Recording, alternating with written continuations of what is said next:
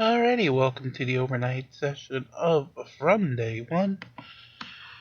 The frauders have all gone to bed, the courts are closed, and Art Bell is back with Coast to Ghost AM, the last episode he ever did of Coast to Coast AM. And now tonight with part 2 as we rock through Dominion.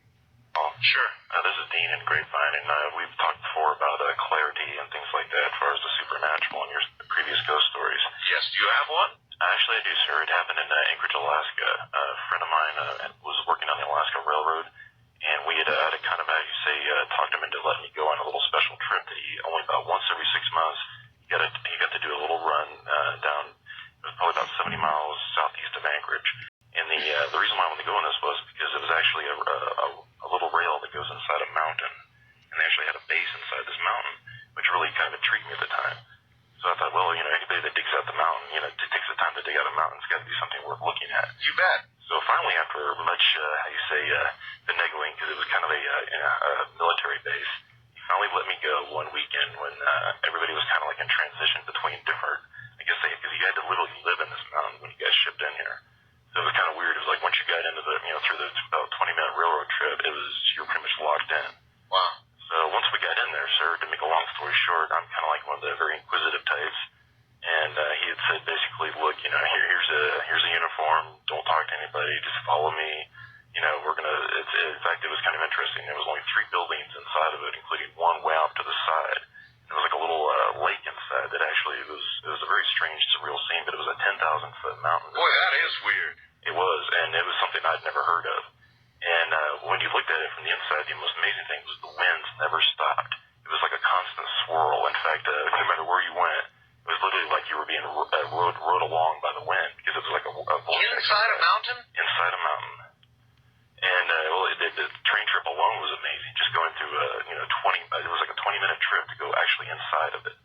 And then once you got out, you got off the train. There was a military hospital, what looked like kind of an air-based building, kind of like one of those old military buildings. Sure.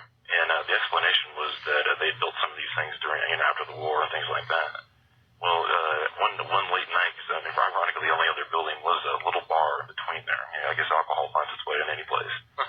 So one late night after my friend had completed his shift and all of that, everybody's kind of quiet, and I was kind of taking little notes and like that, but I wasn't allowed to bring cameras or nothing like that, because trust me, I would have, I could have. And he went to bed, and I'm just kind of listening to the wind howl, which never stopped howling. I finally went downstairs. It was kind of blowing across the parking lot. I kind of got to the point where I could actually take my jacket and kind of parasail across the parking lot. So I finally got across the parking lot, and we're talking about maybe 1 o'clock in the morning. It's pretty dark. It's about this time about 4 years ago, so it's about 45 degrees, and the wind's still going around. And I'm just kind of looking around, and at that point, I catch a flickering light over in the corner, and I go over there, and it was by the little river, actually it was like a little lake. And I'd asked my friend if we could fish over there, and he goes, no, you don't really want to fish in that water. It's kind of a strange water. So as I'm walking around the side of the building, I see somebody there fishing in the water. I'm thinking, okay, this is strange, 1 o'clock in the morning, maybe he's bored. I would be too if I was trapped inside a mountain. So I went over there, and it was a guy in a train outfit, but it was more of a worker outfit.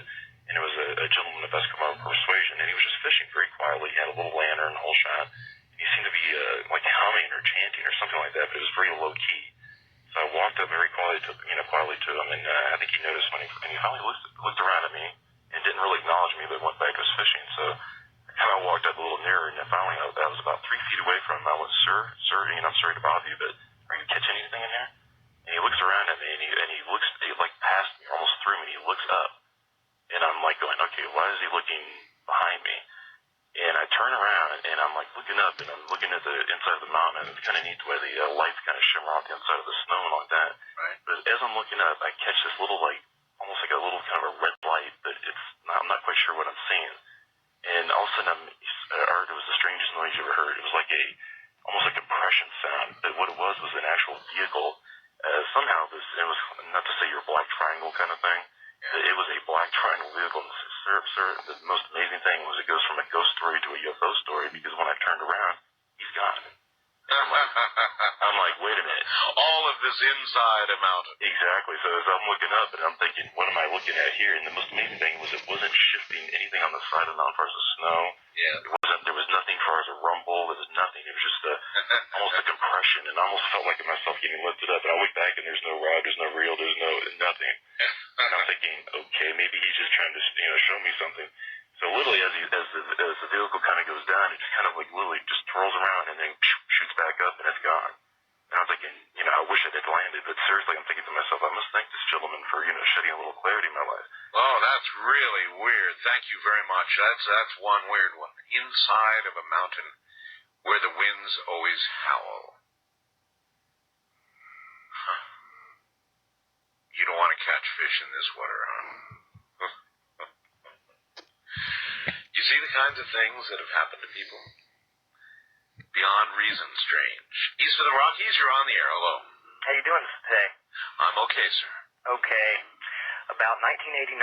Where are you, by the way? Oh, I'm in Wabash, Indiana, listening to you on WLS out of Chicago. All right, big one. Okay. About 1989, my then wife and I received a phone call saying that they had found her grandmother dead in her garage, and this was in East Tennessee. We lived in Middle Tennessee at the time. Right. And so we drove up there to attend her funeral. Now, her grandmother and her grandfather had divorced about 3 weeks before this, and these people were in their upper 70s and had been married for goodness over 50 years. And it was strange to us that they got a divorce. And when we got up there, we found out that they had found her in the garage, that she had turned her car on, and she had killed herself by the fumes. Right. And that's strange anyway. But what had happened was the doors were locked. The garage door was locked, and the door that led into the house was also locked. Mm-hmm. And this woman had a little over $75,000 in a savings. And my ex-wife, the only child that they had was my ex-wife's father. And he had been in and out of trouble with the law, and he never did get a job. He lived with them up into his 40s. And recently had moved out because of a fight. When they broke up, the grandmother decided she wasn't going to keep her son no more, and she told him he had to get out and get a job. So me and my ex-wife was kind of thinking something was up, because he got all the money, and my ex-wife's grandfather had moved to Arizona, and so he didn't get any of it. And all of a sudden, this guy's spending all this money. He's going out and buying these crazy things, and this is within just a few days of the funeral. And he also had her body burnt, which she wanted to be buried in Michigan where she was born. And we were all upset over this, and we tried to stop it, but we couldn't because he had all the rights to do this. And I'll tell you what happened. We stayed for 2 weeks up there, and when we come back home, back to Middle Tennessee, all kinds of strange, weird things started happening in the home we were living in at the time. First, our children were telling us that something was coming in and out of our bedroom, and they were small, and we didn't think anything of it. And then my wife told me that I worked the third, and she told me that all through the night she'd be sitting on the couch and she'd see these little shadows out of the corner of her eye. Oh, yes. And, I've done that 1,000 times, and I always just pass that off as just a glance at something and you're not sure what it was, and, you jump to conclusions on it. So I never listened to her. Yes. And but it got more and more and more and more. And finally, one day, I'm laying in bed. This is in the daytime. I worked third shift, so I had my windows all aluminum foiled, so it was good and dark in there. And I had a fan going, so I wouldn't hear the outside noise. Yep. I've been in bed probably about, I guess, maybe 10 minutes. And I wasn't asleep yet.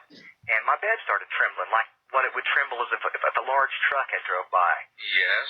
I sat up in my bed. I'm thinking, this is weird. And it keeps on trembling. So I get up out of my bed. I go to the door. As soon as I open the door and light comes in the room, the bed stops. I'm thinking, okay, something caused it. It's nothing. It's not a big deal. Mm-hmm. So I go back to bed, turn the light out. I'm laying there 15, maybe 16 minutes, just about get to the point of being tired. It's pitch dark in here. All of a sudden, I get really cold. And I feel somebody, literally, and literally feel somebody move the hair away from my ear. Oh, man. And I'm being honest, and sit on the bed. Yes. When somebody sits on the bed, you can feel it. Oh, yes. And they whisper, John. And I'm like, I said, Angie? And that was my wife's name. And she didn't say nothing. I raised up fast, and I was freaking out. And it was so cold in there, and I could hear scattering noises, like if somebody was running about in my room. Yes, yes. I scream. and it wasn't like a girl scream. I yelled, Angie! And I guess a minute or two after I had yelled that 2 or 3 times, she come rushing in and opened the door, and she's like, what's the matter with you? And I said, somebody just whispered John in my ear, and that was her dad's name. Okay, that was the biggest thing that happened to me. And then after that night, I also started seeing the little shadows on my days off when I'd be up late at night from working third and I couldn't sleep at night. I'd constantly see them. Weird things were happening. The microwave oven in the kitchen would come on and start running for no reason. And, you know, my father would say, oh, well, it's just microwave. Who knows? The electrical problems could cause that or whatever. Nobody wanted to listen to us. And it would get cold. And I started seeing the shadows. The kids kept complaining of it. Angie had said that the bed would tremble on her. I felt it several times. This all went on for almost a year without stopping, to the point where we had a friend over who was staying with us at the time. She went back to where she was living because she said she couldn't sleep there, because she said she'd have too many bad dreams and weird things happen to her at night that she couldn't explain, like somebody was watching her. We're coming up on a break here. Okay, I'm going to finish it then. Well, what happened was we ended up finding out that there was a possibility that John might have done something. The police had been investigating him, and we didn't know it. They didn't tell us. It was secret. And what happened was he got killed in an accident. He drove into the fog, and he ended up running into a truck head on and died. The day that we got a call saying that he had died that morning, everything stopped. I've got you. And I believe that she was telling me that John killed her. I've got you. Thanks for the call, sir. Hey, you're welcome. Bye.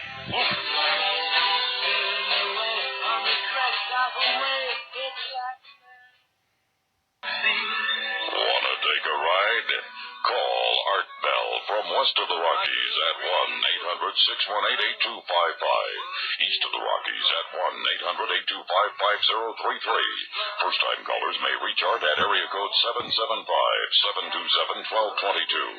Or call the wild card line at 775-727-1295. To talk with Art on the toll-free international line, call your AT&T operator and have them dial 800-893-0903. This is Coast to Coast AM with Art Bell.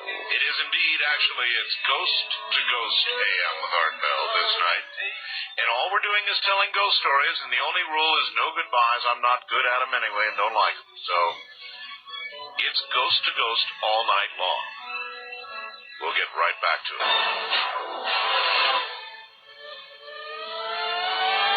The following comes from Keith in California.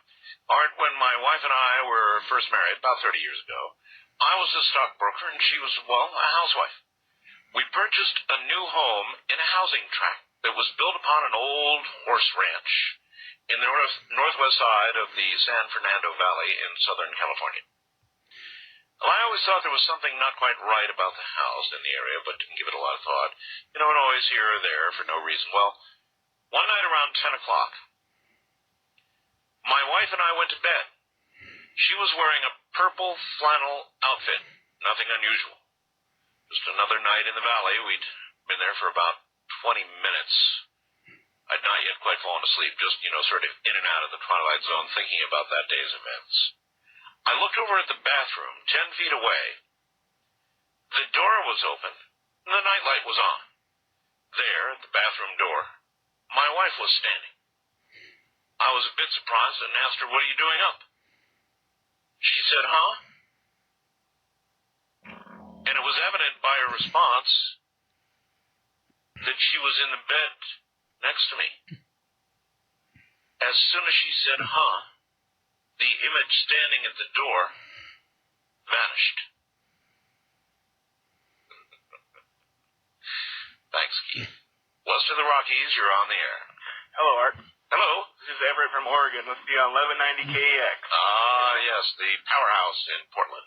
Yeah. I gotta set this story up. I'm a little nervous. It's the first time I ever talked to anybody on the radio. All right, well, just take a good deep breath and tell us like it is. Okay. Or was.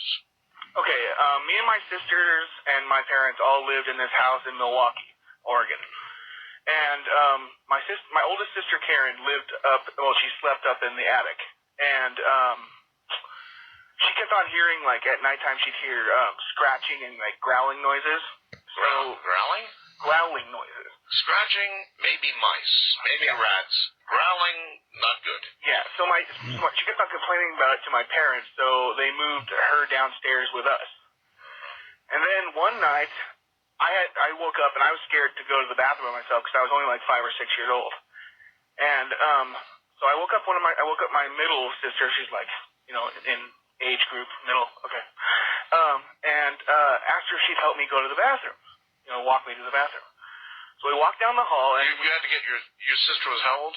She was, I don't even know. I was 5 or 6, so she must have been 8 or 9.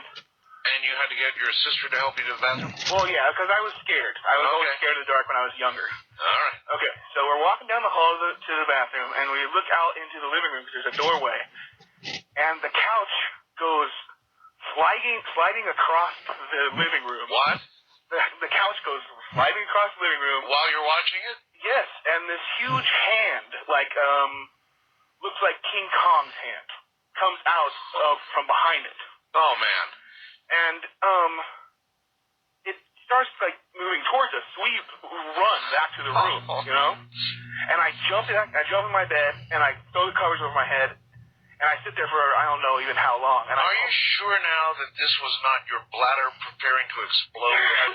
It's possible. I don't know. I mean... My sister saw it, too, so I don't know. Doesn't sound like it. All right, so you ran back to the bedroom. Yeah. That's what I would have done, yes. And I pull up, after I don't even know how long, I pull the covers up, and I see this thing, and there's no way, with the size that it was, it could have passed through the doorway, but it was hovering over us, And then it just seemed to go away, and I must have waited for 2 or 3 hours.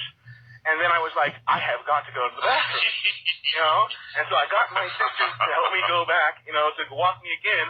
And we got to the bathroom this time. Yes. And I don't mean to laugh. I'm sorry. That's okay, I know. But okay, so then when we were walking back, the door handle to going up to the attic was rattling. And the door was God. There's a whole bunch of stuff with this house, but that was the big one. Oh, that's a big one, all right. So it was basically it was a hand after you. Yeah, it was gigantic. It looked like King Kong's hand. It filled up the whole living room. And the next morning, the couch was moved out a little bit, but it wasn't thrown across the living room like it was. Yeah.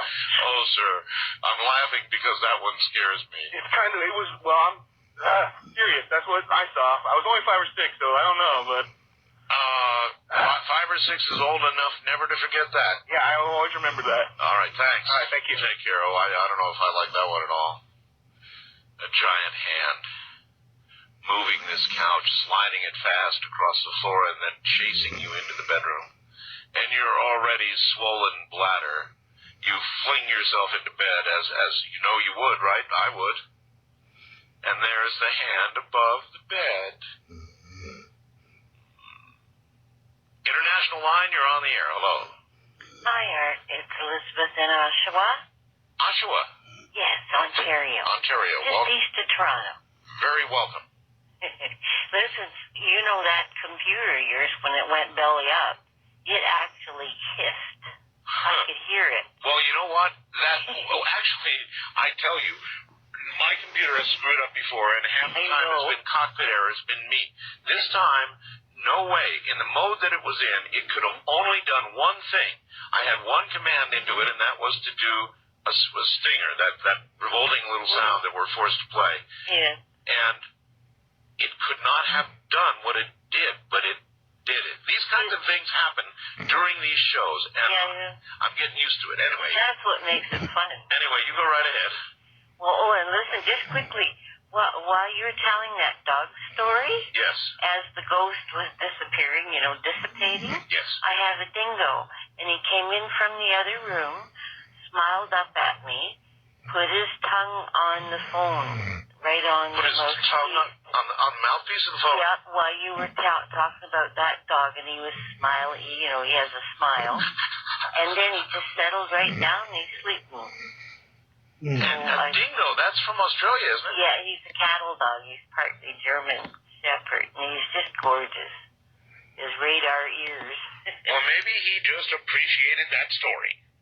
Well, I don't know. He's kind of psychic. He comes when I think about him. So he gave us a little tongue, that's all. Yeah, he was just kissing the phone. I hear you. Well, listen, I got a funny story for you. You were talking about people, artists being night people and so on. Well, I'm one of those, and I'm also an actual clairvoyant medium.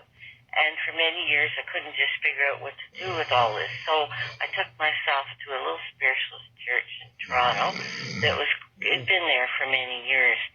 And I was pretty skeptical about the whole deal, but I needed to find out what this was going on with me.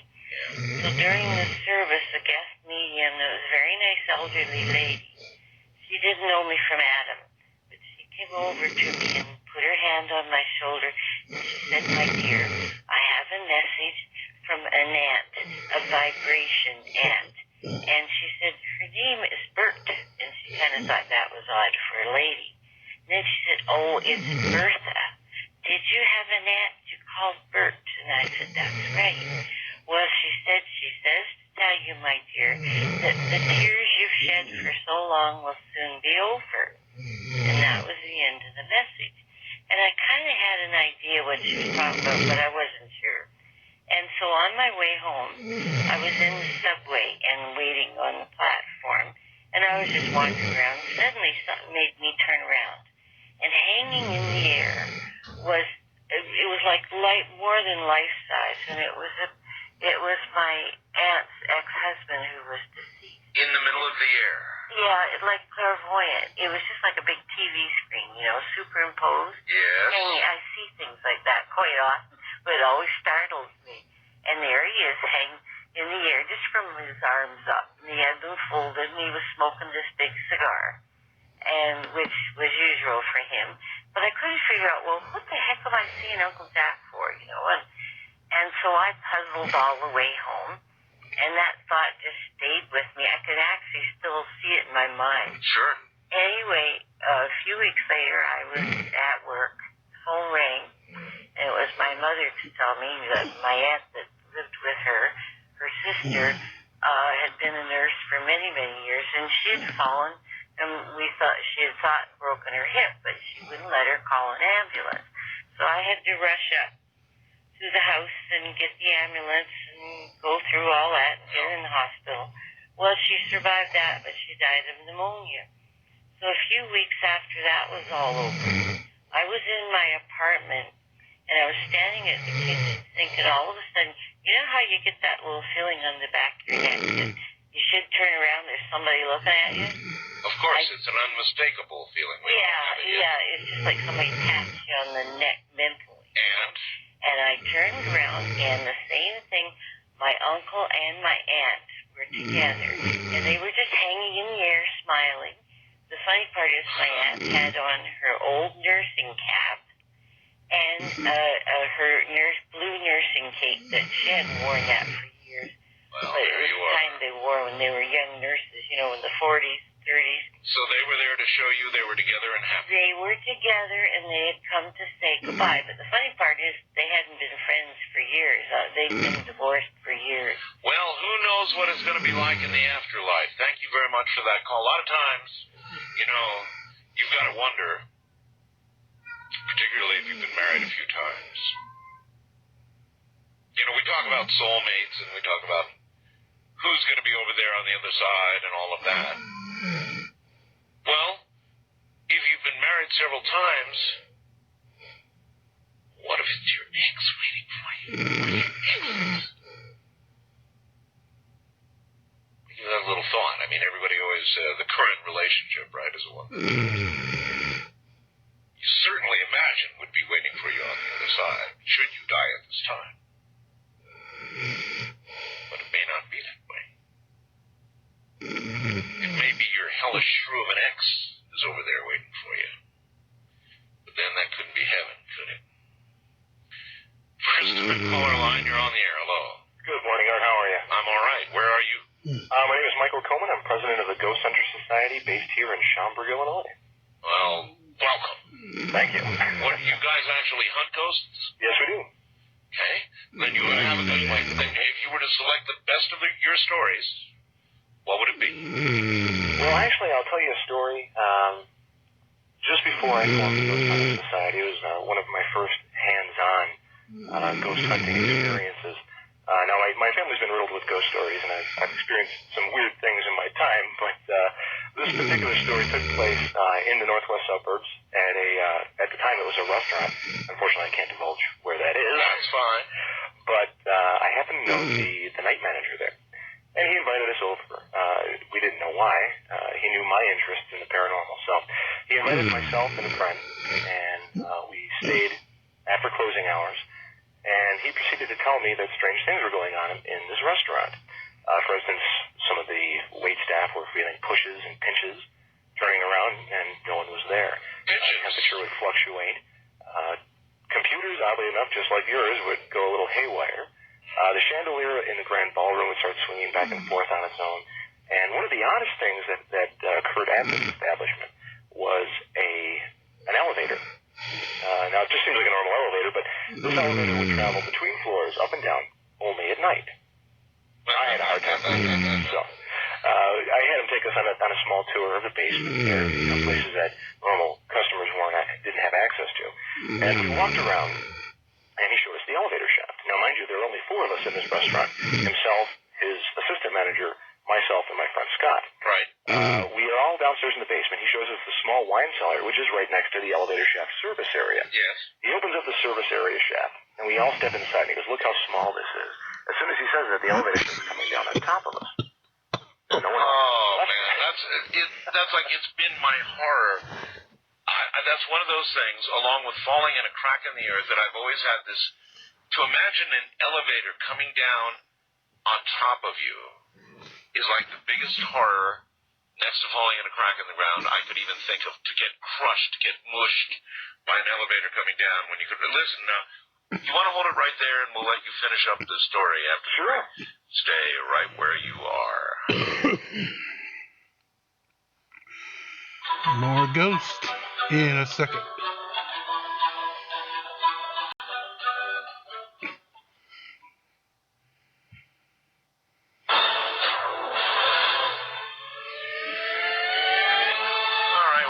This story, but here we go back to it. Elevator coming down. Well, the elevator coming down wasn't as fast as you'd think. Yeah, well, that would make it worse. I mean, even slow. Even slow impending doom. Oh, yeah, slow impending doom is right, yes. So, needless to say, we experienced the same feelings that you described and headed out of that elevator shaft. Regrouped back up in the central area. Where he proceeded to tell us, the night manager proceeded to tell us that more experiences had occurred up in the upstairs level from the waitstaff of the pinching and the pushing. So I decided to go up there on my own. Oh, sorry guys, hold on.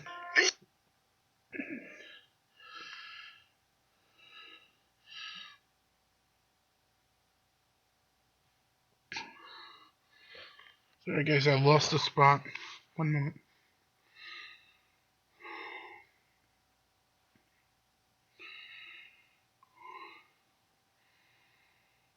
I think it's about here. They were there to show you they were together and happy. They were together and they had come to say goodbye. But the funny part is they hadn't been friends for years. They've been divorced for years. Well, who knows what it's going to be like in the afterlife. Thank you very much for that call. A lot of times, you know, you've got to wonder, particularly if you've been married a few times.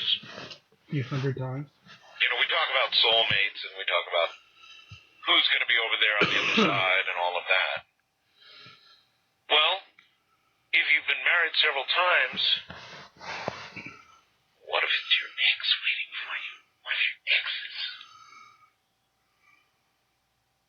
Give that a little thought. I mean, everybody always... the current relationship, right, is the one that you certainly imagine would be waiting for you on the other side, should you die at this time. But it may not be that way. It may be your hellish shrew of an ex is over there waiting for you. But then that couldn't be heaven, could it? First time caller line, you're on the air. Hello. Good morning, Art. How are you? I'm all right. Where are you? My name is Michael Coleman. I'm president of the Ghost Hunter Society based here in Schaumburg, Illinois. Well, welcome. Thank you. What, you guys actually hunt ghosts? Yes, we do. Okay. Then you would have a good. Then if you were to select the best of your stories, what would it be? Well, actually, I'll tell you a story. Just before I formed the Ghost Hunter Society, it was one of my first hands-on ghost hunting experiences. Now, my family's been riddled with ghost stories, and I've experienced some weird things in my time, but this particular story took place in the northwest suburbs at the time it was a restaurant. Unfortunately, I can't divulge where that is. That's fine. But I happen to know the night manager there, and he invited us over. We didn't know why. He knew my interest in the paranormal, so he invited myself and a friend, and we stayed after closing hours. And he proceeded to tell me that strange things were going on in this restaurant. For instance, some of the wait staff were feeling pushes and pinches, turning around, and no one was there. Temperature would fluctuate. Computers, oddly enough, just like yours, would go a little haywire. The chandelier in the grand ballroom would start swinging back and forth on its own. And one of the oddest things that occurred at this establishment was an elevator. Now, it just seems like a normal elevator, but this elevator would travel between floors, up and down, only at night. I had a hard time believing it. So I had him take us on a small tour of the basement area, places that normal customers didn't have access to. And we walked around, and he showed us the elevator shaft. Now, mind you, there were only 4 of us in this restaurant. Himself, his assistant manager, myself, and my friend Scott. Right. We are all downstairs in the basement. He shows us the small wine cellar, which is right next to the elevator shaft service area. Yes. He opens up the service area shaft, and we all step inside, and he goes, look how small this is. As soon as he says that, the elevator starts coming down on top of us. Now, no one man, that's like it's been my horror. That's one of those things, along with falling in a crack in the earth, that I've always had this, to imagine an elevator coming down on top of you is like the biggest horror next to falling in a crack in the ground I could even think of, to get crushed, get mushed by an elevator coming down when you could. Listen, now, you want to hold it right there and we'll let you finish up the story after. Sure. Stay right where you are.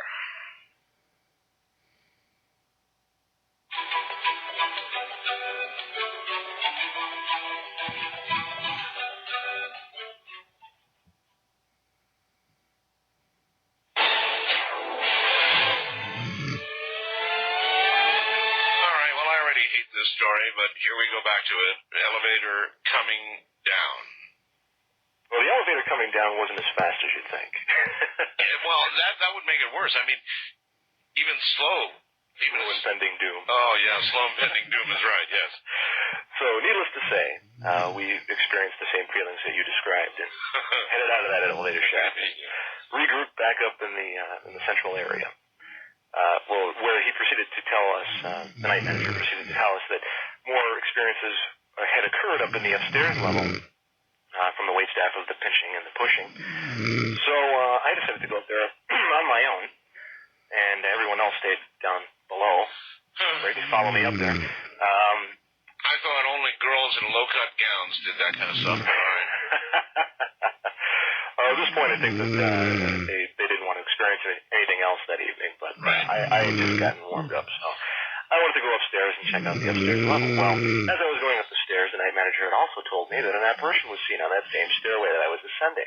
Great. So as I ascended up this dark stairway up into the upper level, of course all the lights were off, I proceeded to walk around, and about 5 minutes, I felt a cold spot in the middle of the dining room. Yes. At that point, I had heard footsteps coming up the stairway, only to find that it was my friend Scott, who has now become my administrative officer for the organization. And he joined me in trying to find this cold spot. Now, keep in mind, this was a July evening. Temperature outside was relatively about 82, 83 degrees. Right. And we're inside the building, and we felt this cold spot about 20 degrees lower than the ambient temperature. Oh, that's really cold. Yeah, it was pretty frigid. So I unfortunately, I didn't know that this was going to be a ghost hunt. Otherwise, I would have brought my equipment along. The only thing I had with me was my friend's lighter. So I proceeded to go around the air conditioning vents to see if the air conditioning was on, see if the flame flickered at all, and it didn't. We quickly found the cold spot again, and it started to move. It moved along the entire length of the dining room. You could actually follow it? Yeah, it was actually... And you could go in and out of it? Exactly. It wasn't like a force type of a feeling, but you would feel it, and then it would almost pass through you, and then you'd pick it up again. I understand. So we followed it back, and I was on one side of it, my friend Scott was on the other, and I had stopped against. It pushed me, well, not pushed, but had backed us up to a wall. My back was facing the wall, my friend Scott was facing me. Then I see my friend Scott's eyes just light up and look behind me. And I'm thinking, what could possibly be behind me? There's a wall behind me. Turns out, I had backed up against the elevator doors. And the elevator doors were now opening. And oh my God, you were about to walk backwards into the, oh my. Well, the elevator was there. It was there. But previously, it was on the lower floor. Because it had descended down upon us. So now this elevator we had proof that it had actually moved between floors at night by itself. Yes. And I rode the elevator down while my friend Scott did not. He went down the stairway. You got on the damn thing? Oh, yeah. Well, it's no wonder you're in the business now, because none of us would do any of that junk. So anyways, I followed it down and entered into the main floor area where everyone was away in the back room.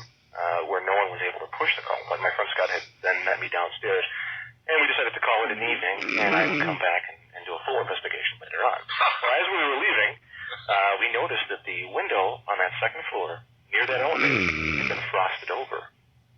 Frosted over. Frosted over. So that's all where the windows were fine. Now, that's where the cold spot went. Yeah. And now, consequently, in an epilogue, I tried following up to see if I can get back in there. The night manager that I knew had consequently quit, claiming that lights were turning on and off by themselves. Don't blame him a bit, yeah. And I tried to see if I could get in there with the owners, and the owners had moved out of there. And another business had moved in, and 2 months later they moved out.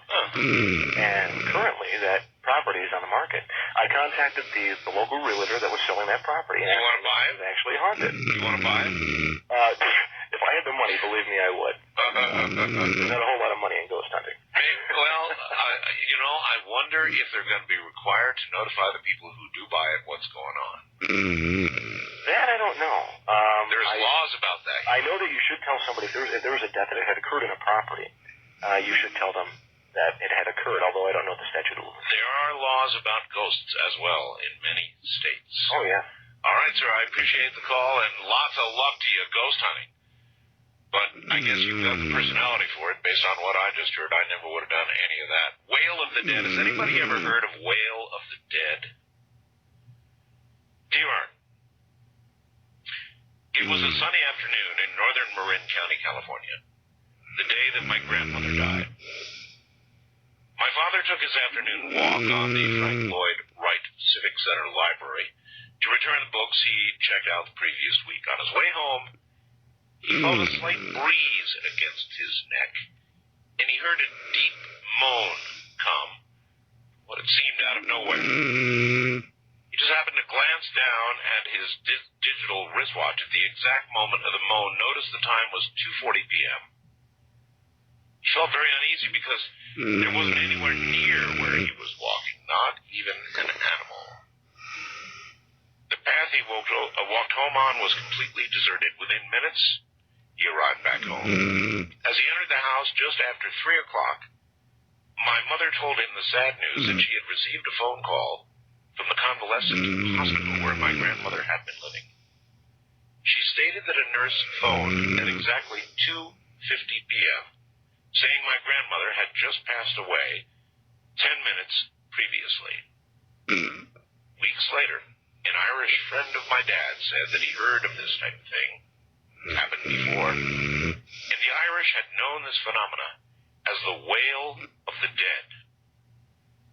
By the way, Chris in Mesa says my grandmother was 100% Irish.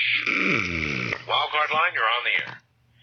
Yes, Art. My name is Sandhya, and I'm calling from Larkspur near San Francisco, California. Welcome.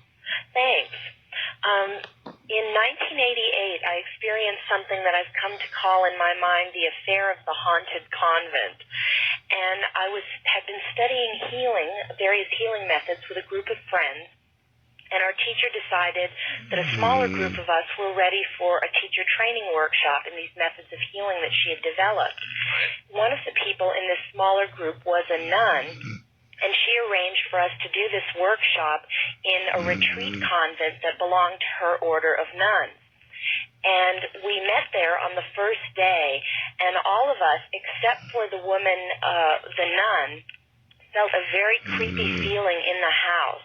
The air was thick. It almost felt like we were moving underwater rather than moving through normal air. I know the feeling. It was very, very strange. And so we had our workshop that first day feeling rather uneasy. And then that night, the teacher of the workshop, who lived nearby, went home, and the nun went back to her convent in San Francisco because she had a meeting there early the next morning. Right. None of us slept very well. I had dreams all night that faces were coming towards me begging for help, and had an almost sleepless night and then bad dreams when I did fall asleep. The next morning, we all got up and met for breakfast, and the teacher came back to the house, and the nun was going to be there later in the day. And the teacher walked into the house and said, "None of you slept very well, did you?" And we all agreed, and she had tuned into us during the night, and she had had very disturbing dreams as well. We compared notes. We had all had basically the same dreams of these faces coming towards us and begging to be set free. Oh, brother. Yeah. And we decided that we felt that whatever the spirits were in this place, that we couldn't really banish them, but we felt that they belonged to the land there. But we decided to do a kind of ceremony to ask permission whether we could stay and continue the workshop. That really bothers me, and I'm hearing it again and again and again tonight, that the spirits, or whatever they are, appear to be attached to geographic locations, very narrow ones at that. Mm-hmm. But in your case, many faces begging for help. Well, what I saw, it was faces of all the nuns who had stayed on that property over the years. Well, you wouldn't think nuns would be trapped. Well, I felt that you wouldn't think that. That's what was kind of surprising about it, but I felt that maybe that anybody who had stayed on that property, and there had been a number of different buildings there over the past 150 years. I know, but nuns are supposed to go to heaven without passing go. Well, that was what was surprising to us, and the other thing that we thought was odd was that the nun who had invited us there, who was quite gifted psychically actually, didn't feel any of this, though she appeared uneasy to us, but she wasn't able to name it the way that we were. So we did this ceremony, and immediately to us the atmosphere appeared to change. It was kind of like on hold, like we had permission to stay there. And shortly after we finished the ceremony, the nun who had invited us there came back from San Francisco, and the minute she stepped in the door, she looked around and said, "Oh my God, it feels so different here now." And so we proceeded with the workshop over the next several days, and though we felt much more comfortable there, strange things continued to happen, especially somehow with me, like I was some kind of conduit for energy or something, because every time I would go to turn on a lamp or a light switch for an overhead light, the bulb would pop. The glass wouldn't break, but the filament would pop and the bulb would be useless. And eventually I went through every single extra light bulb in the house, almost 50 light bulbs, and finally we decided that I was no longer allowed to operate any of the light switches, and other people had to do it for me. And for some time after that, even in other houses that I would stay, I would have similar experience with light switches, or like an earlier caller tonight, various appliances would turn themselves on and off, especially televisions and clothes dryers in the middle of the night. And then after a few weeks, it sort of dissipated. Boy, I've got a lot of electronics around here. I wouldn't let you anywhere near my house.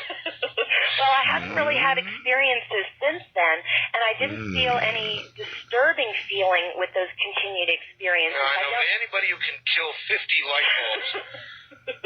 Well, it was very odd, but the rest of the workshop proceeded very well. And then later, I asked independently two different psychics, and a rather gifted medium that I know. And they all got similar impressions, almost kind of stereotypical that you might hear. They all felt that that retreat center had been built on either an Indian burial or ceremonial ground. And I later did some research and found that in that particular part of San Francisco Bay, because this house was right on part of the bay, that in that area there were indeed a number of different ceremonial and burial grounds, though I couldn't find information about that particular piece of land. Still, anything that would keep nuns' spirits locked in a physical location, that's something to think about. Well, it felt like very, very powerful energy to all of us. I'm with you. Yeah. All right, thank you very, very much. Thank you. And take care. That's not good. I mean, nuns, as I said, they're supposed to proceed without passing go. And if they don't, then, what's in store for us, right? Who have lived the lesser life.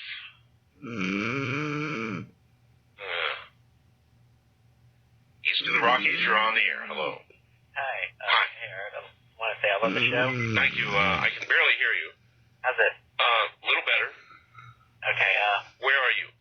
I'm in Pearl, Mississippi. My name's Steven. Okay, Stephen. About the end of last summer, some friends of mine and I were spending the night at our church. I guess being in the Bible Belt, church is an essential part of our social life, Sure. And it was about the middle of the night, and the youngest of us, who was probably about 10 at the time, decided he wanted to get a Coke. And all the lights in the church, except for the classroom that we were in, were turned off. And so I, being the oldest, was volunteered into going to get the Cokes. Of course. And so I go to open the door, and I get the creepy feeling, like the last caller was talking about, that something's not right. And so I grab the nearest thing that I could find it at the wooden cross, and I walk to another classroom to get the Coke. And I stopped dead in my tracks because I hit a cold spot, and I've been having experiences like this since I was about 9 years old. So I cold spot in a church. Pardon? In a church. In a church. Okay. Of all places. And so I called two of the others to come, check this out, see if they felt what I felt. They felt it. And so I grabbed a golf club because one of my friends had brought his golf clubs. I haven't the slightest idea why, but I grabbed one of those. Not that I could do anything with it if a ghost came at me, Has it later occurred to you that a golf club versus a spirit? My point exactly. I haven't the slightest idea why I did it. It's like bringing a knife to a gunfight, but all right, go ahead. And so we proceeded to go down the hallway, and the youngest one, he stopped, and then the next one stopped, and I looked at them, and I couldn't figure out what it was. They just turned pale as sheets, and I turned to see what they were looking at, and there was a woman in the hallway. And there were half dozen of us, and we were all, Was she fully manifested? In other words, fully in the physical, or no? She was definitely there. We could see her. We couldn't see through her, and she was, shining. Shining. And yes, and so we had, You didn't yell for and take a swing, did you? No, I don't think so. No, we all turned heel and ran for our freaking lives. That's more like it. One of the only smart callers here, I guess. Well, I understand the guy was in the business. He would go investigate, obviously. He was very true. Very curious. But for everybody else, I'd turn tail, I'm with you, and I'd run, and that's what you did. Right, and so I get back to the classroom, and we're trying to tell the other guys. They're all skeptical about it. And they're like, yeah, right. And my younger brother, who happens to be asleep across the room from me right now, I'm trying to keep quiet. He looks out the door and just points. His eyes wide as saucers. And we all look, and there's a huge, unhumanly huge arm. An arm. Oh God, this is like the hand. Like it's not floating in midair, but like reaching around the door. So we all back up against the opposite wall. At least. And I I turn away, and there's a window, and you can't really see through it because it's not flat glass. You know, it's kind of it's a weird kind of glass that you can't see through. Right. And there was a pattern of light moving around on it, and at this point we were all completely freaked out, and so we ran for the nearest way to get out of the building, which was a clear door, and we saw a face with the dreaded glowing eyes. Oh, the glowing eyes. I'm sure that, yeah, and at that point I realized they might not be able to kill you physically, but they sure as anything give you a heart attack, because I just about dropped dead. Oh, I do understand. I think that it's entirely possible to scare a human being to death. Oh, yeah. I mean, without question, to stop somebody's heart. And that situation sounds like a heart stopper to me. Right. And So how'd you get out of there? well, we all got it. We all sat down, not sat down, but huddled together in one of the classrooms, and some of us started praying, some of us started just doing whatever we could to get our minds off of it, and nothing else happened that night, but it's been a recurrent thing ever since. Well, this is beginning to bother me. I mean, you just told me a story about a church, a pretty terrible story, and the caller before was telling me about nuns being trapped in this place, begging to be released. What do these things tell us about the afterlife? Maybe nothing we want to hear. That's very true. Oh, brother. I don't think that these were dead people, though. I think it was, angelic or angelic and demonic beings, whether going against each other or, the angelic beings trying to protect us. I have the foggiest idea. Maybe some kind of war going on in there. Very possibly. That's prevailing theory among the few of us. I'm the only person who's even ever actually told anybody about it. I presume it is something that you will never forget for the rest of your life. I don't think so. I don't either. And by the way, your portable phone's battery is about to give out. It is. It's a good thing you got your whole story in. All right, my friend. Thank you very much for the call. You too. You take care. That was a little much. A giant arm following you about. Glowing eyes, a face, and all of that in a church.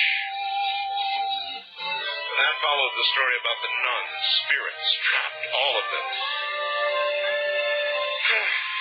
I'm Art Bell, and this is Coast to Coast AM, or more likely, Ghost to Ghost AM.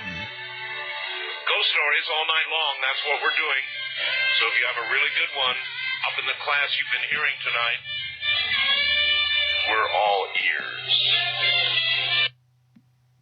Wanna take a ride? Well, call Art Bell from west of the Rockies at 1-800-618-8255. East of the Rockies at 1-800-825-5033. First-time callers may reach Art at 1-775-727-1222.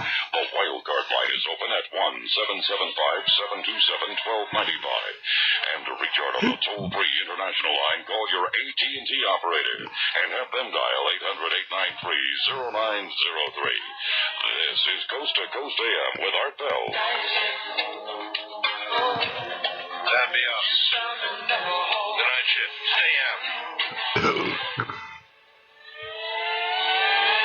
By the way, on Friday, this coming Friday, this by then radio ghost is going to be out haunting the circuit court for Davidson County in Nashville, Tennessee, getting about 9 o'clock in the morning, looking for justice.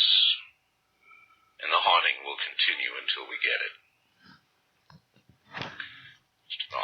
Here's something from Alaska. It was the middle of the winter, 1971 in Alaska, Palmer, Alaska.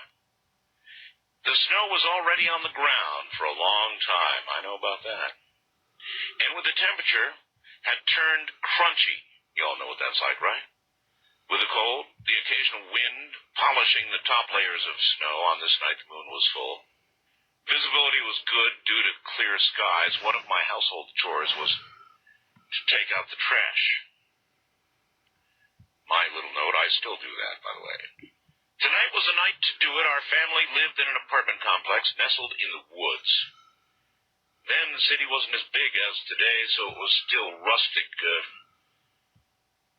You lived in Alaska, probably know what I mean. Yes, I do. The garage facilities, or shed, if you will, which it really should have been called, was on the opposite end of our complex, and so I set out to haul the trash. Once I got to the other side of the building, it was quiet, visibility pretty good, moon lighted the night pretty well. After having dumped the trash, I was standing there, just taking in the evening stars, pretty to look at on a winter's evening in Alaska. Then I heard crunch, crunch, crunch. The sound, obviously, of somebody or something walking in the snow. As I trained my senses and eyes to the source, it seemed the sound was moving toward me. Crunch, crunch, crunch. It was indeed moving closer and closer. Was it a dog, a person, a moose? My eyes were straining, trying to see it. Closer, yet the sounds came. Before I knew it, the sound was on top of me. My eyes looked out toward the source of the sound. Crunch, crunch, crunch. And I knew something was near. I looked at the ground and saw something walking towards me. Art, there was nothing in front of me. I looked down again, expecting to see at least footprints, and I did. But they weren't footprints. The prints were hoof prints. And whatever was making them was almost in front of me, literally in front of me, but nothing was physically there. Whatever was walking toward me was on two legs. It stopped right in front of me, my mind racing as my heart pumped and the adrenaline pumped. I stood there in shock. My jaw must have been hanging open. And I was wide-eyed. I reached out my arm and waved it in front of me, and was waving at thin air. I did what any kid would do. I turned around and ran like hell. Ran as fast as I could back home. I don't know what it was, but that's what happened to me. There's an Alaskan story for you. First time caller line, you're on the air. Good morning. Hello, Art. This is Sean in Grosse-Ile, Michigan. Hi, Sean. My story goes back to 1965 or 6 when I was a 5-year-old kid in Chicago down on the south side in Hyde Park. Yes. We moved into a house that was an old wood frame house, and they're very rare in Chicago because in the Chicago fire, almost all of them burned down back in the 1800s. Mm-hmm. So as we moved into this house, as a kid and with my parents, we'd explore, and up in the attic there was some charring where there had been a fire in the attic, and there was an old, maybe maid's quarters up there in this area, which was interesting. But as my parents explored around the attic, they found boxes of old glass negatives. Are you familiar with those? I am, yes, I remember them. And the funny thing that I didn't find out till later was they only showed we kids some of these negatives because some of them were actually very pornographic. But we only knew that there were these old pictures of old days back in Chicago up there. Well, as time went by, the attic was accessible through one of those drop-down stairways, continuously we'd hear little sounds and the lights would be on up there. Well, we went through a project for about a half a year restoring the banister going upstairs. It was an old mahogany banister, so the whole family would be there. That was our entertainment for a long time. And we kept hearing sounds and thumps and footsteps and a sound almost like a bag of potatoes rolling out upstairs. And my dad finally one night grabbed a meat cleaver because he was sure this time it was so loud that there was somebody up there. So he grabbed a meat cleaver from the kitchen, and our most loyal, brave dog in the world was with us, Gretchen, and she would not go with him. The hackles went straight up on her back, and she would not go. So he actually grabbed her by the collar because he thought he was going to have a confrontation. He went upstairs, pulled down the stairs to the attic. The light was on again, and he went upstairs, had to drag the dog with him, whimpering and crying and everything else, only to find nothing again. And what was really strange was we continued to hear these sounds, and it was just part of our lives for about 4 more months until we were ready to move from the house. And my dad packed these pictures up and got rid of them, shipped them out, and it all went away. It was in the pictures. Oh, it was in the pictures. Yeah, we're almost positive that what happened was this fire that had happened up there probably took this maid's life, and they were her pictures, and no one knew about it, but she was, I'm sure, worried about being found out through time. I understand. When they finally went away, that was the end of it. She was able to go off into peace. Well, the implication of that is that if there is something that strong in life that we're afraid of being found out, we can't be released in death. And, I've heard this again and again and again and again, and I would like to think, like an earlier caller, that the other side has no time and you're in two places at once, but you've got to imagine the other possibility, and that is that you really are trapped like that nurse. Absolutely. As a 5-year-old, it was so real, and you're not really tuned into supernatural or fear in the same way, and it was such a real part of growing up. It was amazing. A real part of growing up. Thank you very much. Thank you. And take. And with that, we will leave that for this evening. Come on back tomorrow night for the conclusion. Until then, please make sure you do like, share, and subscribe. Be kind to one another. And always release the Krakens as we march along this overnight and every overnight here from day one. Have a great overnight. We'll see you